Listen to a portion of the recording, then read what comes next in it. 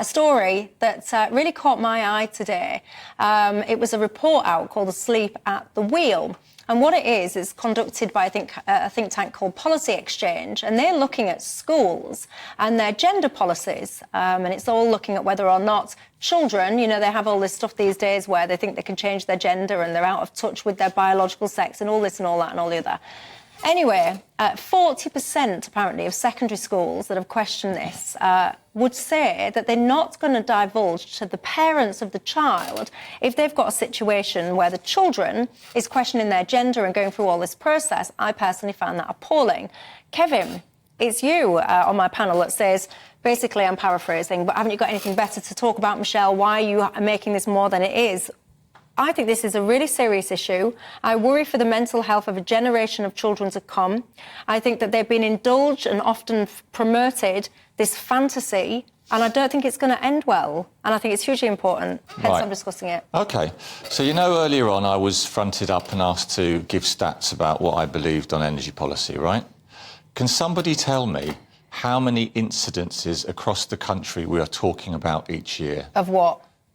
Issues where a child with issues about with trans-related or gender-related issues, something happened and their parents weren't told. What's the scale of this problem? Well, it dominates the airwaves. First and foremost, if the parents haven't been told about it, I suspect that getting actual stats on it will be quite difficult. But the stats that I just gave you then, which is 40% of the secondary schools that have responded to this research thing, have said that they would not, they proactively wouldn't tell the parents. Some of them cite things like the Data Protection Act, which is just wrong, because if a child is in danger or you have concerns about the well-being of the child, you should be telling parents or whoever.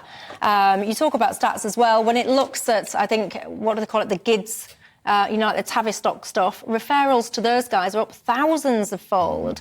So this, for me, as a mum that has a little one in nursery, is really concerning. I don't want my child being told, you know, oh, you think you're a boy, you think you're a girl, oh, you can do this, we'll call you Shirley, we won't tell you, Mum. It's worrying to me as a parent. Well, I'm also a parent, and I ultimately echo the head teachers who call for renewed government guidance on this to clarify it. But my point is, we're talking so much about trans-related issues, the gender-related debates, you know, the noise around it. When my point, which I still hold, is relative to the other crises in schools. Under-attainment, violence against fellow pupils and teachers. Why are we not talking about that as much? Because Keir Starmer... You're struggling with names today, because Daniel. Because Keir Starmer still won't tell you whether a woman is a woman. But because your party, the party you've come on here to front for, cannot say what a woman is. Yes, they can. Biologically born female. Ask Rachel Reeves. No, it's not changed. It's really clear. It's changed and the problem, Rebel Moylan... It's become clear. No. So there's a serious point in all of this, which is the role of the parent is it's the parent's job, morally and legally, to educate and bring up their children. The schools are only there to assist in that and to facilitate it.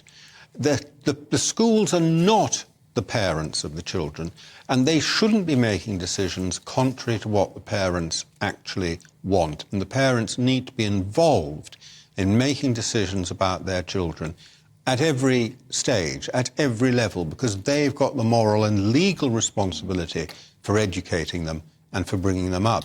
And we've lost sight of that principle. We seem to think that these poor kids actually belong to the state. We even had in Scotland, this is not an anti-Labour point because it was SNP, this new First Minister of Scotland, when he was Health Minister, he tried effectively to nationalise all the children in Scotland by giving every one of them a civil servant as a corporate co-parent. You know, that is just completely the wrong direction. On your side of the fence, Baroness Morris, who is the Secretary of State for Education under Blair, she has endorsed this report today, saying safeguarding principles are fundamental to a responsible society. This report demonstrates an incompatibility between current practice for gender-distressed children and well-established and universally accepted safeguarding principles. Children deserve to be kept safe, and action is now urgent, she says. Yeah, you see, Estelle Moore, a great former Labour Secretary of State, I agree. I don't disagree on the policy that we need clarity and the importance of parental involvement. But my broader point, which is why I think it's important to say it, the amount of noise and chit-chat around these trans-related, gender-related issues, the reason you and your party, Daniel, like to talk about it so much more, if I can finish, is that it gives Rishi something to talk about to distract from the abject failure. I didn't interrupt you, Daniel, in so many areas, you know, and so that's why this is like, there are much bigger crises and problems in our schools. Right. I'm sure there are problems elsewhere in society, but a number of people, including on the left, have pushed this whole thing very hard over the last 5, 6, 10 years. It's grown hugely, that you have the right to determine what they call gender, your own gender, which is a thing they've invented, a whole idea they've invented, and you've got the right to push it. And they've so pushed this so far that you actually have Keir Starmer not able to tell